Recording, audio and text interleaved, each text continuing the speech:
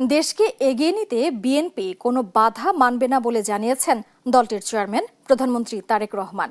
বলেন, ভেদাভেদ নয়, সব ধর্মের মানুষকে সঙ্গে নিয়ে এগিয়ে যেতে চায় সরকার। বরিশালের গৌরনদীতে বৃক্ষরোপণ, কার্ড বিতরণ ও খাল খনন কর্মসূচি উদ্বোধন করে একথা বলেন তিনি। জানান, নারীদের স্বাবলম্বী করতে স্নাতক পর্যায়ে শিক্ষা অবৈতনিক করা হবে।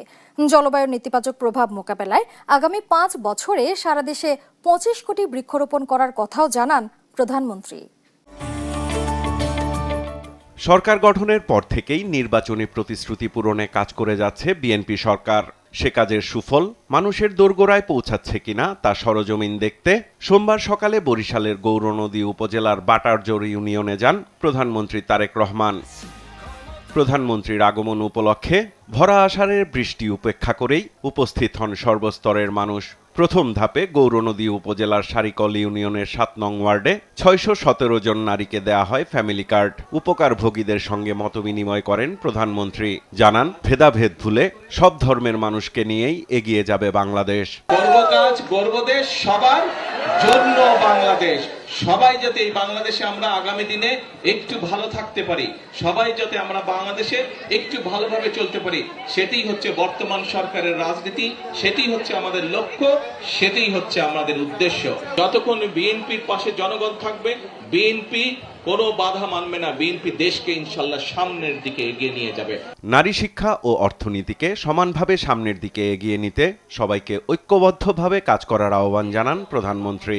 এই বাংলাদেশকে যদি সামনের দিকে এগিয়ে নিয়ে যেতে হয়, তাহলে পুরুষের পাশাপাশি নারীদেরকেও শিক্ষা এবং একই সাথে অর্থনৈতিকভাবে আমাদের স্বাবলম্বী করতে হবে। এর আগে সকাল 10টার দিকে সারিকল ইউনিয়নে খনন করা খালপাড়ে বৃক্ষরোপণ কর্মসূচির উদ্বোধন করেন সরকার প্রধান।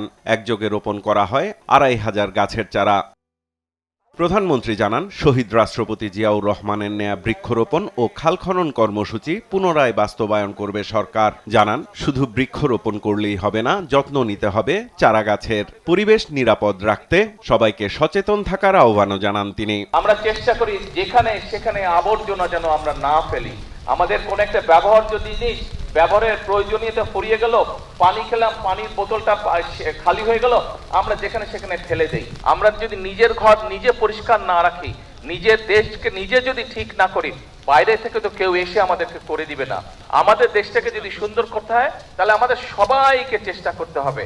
পরে বরিশালের 30 গোডাউন বদ্ধভূমি এলাকায় গাছের চারা রোপণের মধ্য দিয়ে বৃক্ষরোপণ কর্মসূচির উদ্বোধন করেন সরকার প্রধান। সেখানেও পরিবেশ বাঁচাতে সবাইকে সচেতন থাকার তাগিদ দেন প্রধানমন্ত্রী।